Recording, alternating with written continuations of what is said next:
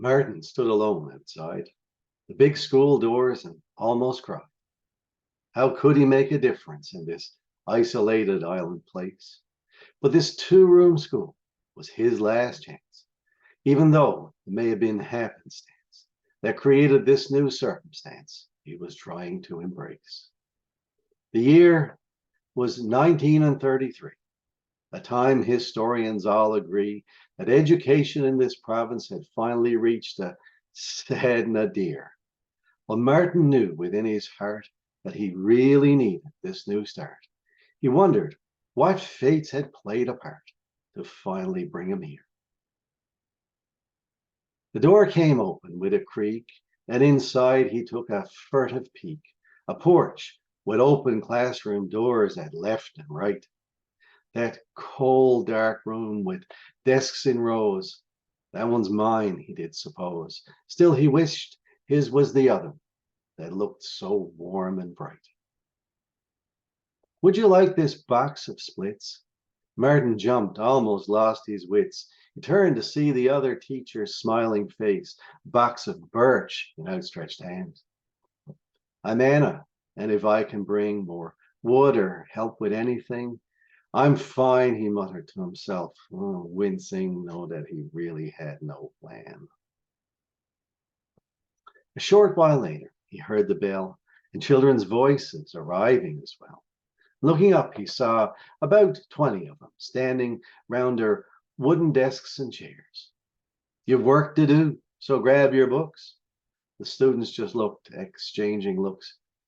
I said, get to your studies. Why else would you be here? One tall, slim lad with short, dark hair said, Sir, we haven't said the prayer.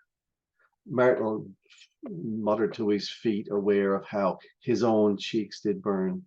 And without thinking, he then said the grace and sat back down, red in the face. But the students, they still remained in place, their heads slightly upturned. We don't have our books, said the same slim lad. Will I pass them out? He then did add. No, I'll do it, said Martin. And boy, what is your name? It's Pat, sir, he said, his cheeks now aglow. And Martin wondered why the others chuckled so as he rummaged through the books real slow, with no one but himself to blame. The books finally doled out. Martin looked around. To no great surprise, he found most quietly staring at their text, except for, well, guess who? Pat again. My, oh my, going from seat to seat like some gadfly. Martin thought, something's wrong with that poor boy. He doesn't have a clue.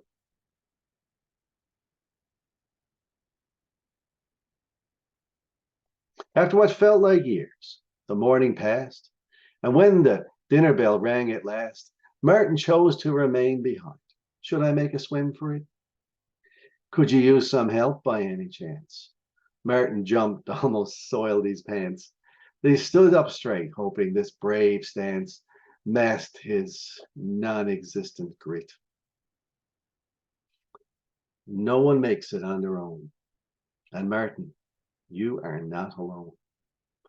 Anna's soft, insistent tone almost broke through Martin's funk.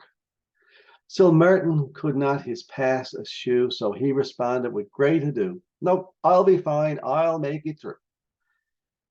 But inside, his spirits further sunk. And so it went, day after day, with Martin fighting to get his way, with his reluctant charges making it increasingly tough.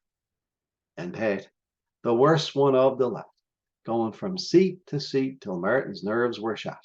Until one day when he decided that he'd finally had enough. Pat, sit down, he roared through anger pent, and stay after school for punishment. Pat complied, though red eyes couldn't hide behind the soggy sleeve. And when the bell rang, Pat got up to go. Martin refrained from shouting no. Who needs this, he thought, although he was galled to see him leave. For the next few days, there was an empty chair. Wherever else Pat wasn't there, and there surely was a difference felt throughout the whole classroom. Nobody spoke, No, not the one. And the students like mopes. Not much got done. My goodness, Martin remarked at last. This place is like a tomb. Next Monday, Pat was back at last, head hung down, arm in a cast.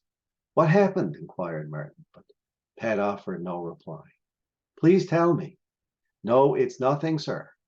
And with a twinge of shame, Martin inferred Pat's parents had crossed the line for sure, and there could be no turn blind eye.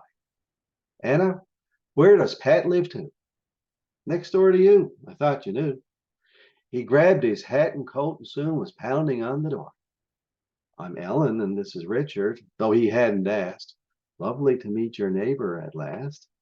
That's so? Well, I'm here aghast because of your actions, which I abhor. Pat's bad in school, that's true enough, but there's simply no need to treat him that rough. What do you mean? Asked Ellen. He replied simply, the cast. Well, I'm blaming us, you seem hell-bent, but that was a boating accident. Shocked, Martin turned to make himself absent, but Ellen continued, hey, not so fast. Pat loves to fish, and most every day takes the punt out jigging on the bay. But a few days ago, the starter pin let go and the flywheel broke Pat's arm. But how would you know that, locked away in that lonely house day after day? Instead of thinking that we'd hell to pay, you'd know we do no harm. Dreadfully sorry. My mistake. Martin turned away. His whole self ached. One more thing. An edge in Ellen's voice turned him back around. We don't hold grudges, neither Richard nor I, and if at some later time you'd like to try finding some on whom you can rely, you know where we can be found. Hurt feelings he could not assuage. He wandered down to someone's stage, set himself down, legs hung over the side. Clearly, through this disgrace, he had no business in this outboard place. Next steamer, and I am on it and gone, he did then and there decide. Penny for your thoughts, he heard. He turned around, and there, Anna was right beside him, sat on a pile of boys. I realized I do not belong. Oh, no, Martin, I do believe you're wrong. You just need to be less headstrong and maybe open up your eyes. Martin turned to go. Then with that, through the door of the stage, who emerged but Pat, clad in rubber boots and weathered old oil clothes, offered, I'm heading out to jig a few. Anna said, mind if we come too? Pat answered a bit shyly, it'd be all right, I suppose. Martin started. I should go home to sup, but one look from Anna shut him right up. Soon they were all aboard, with Pat trying to start the make and break. Patricia, kindly step aside. Anna started the engine with just one try. Pat's a girl, Martin to himself did chide. How stunned am I, for goodness sake. Pat stopped the engine by and by, passed him a thing. Give the jigger a try?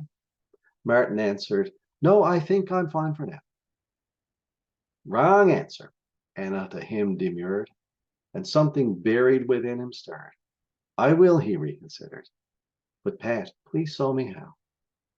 Pat's face lit up, and she beamed with pride, coaching Martin as to fish he tried.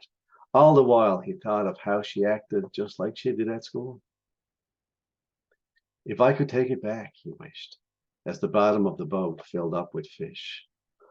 Oh my, she was only trying to assist, and I am such a fool. I think we've caught enough for now. We'll be till dark cleaning a mile now.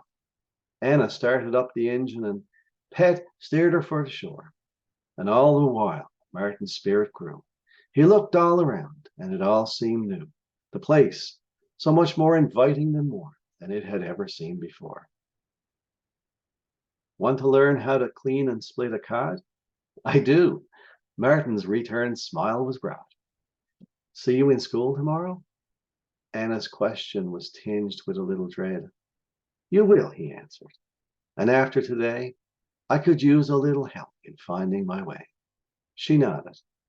You'll be okay, leaving Martin hopeful for what lay ahead.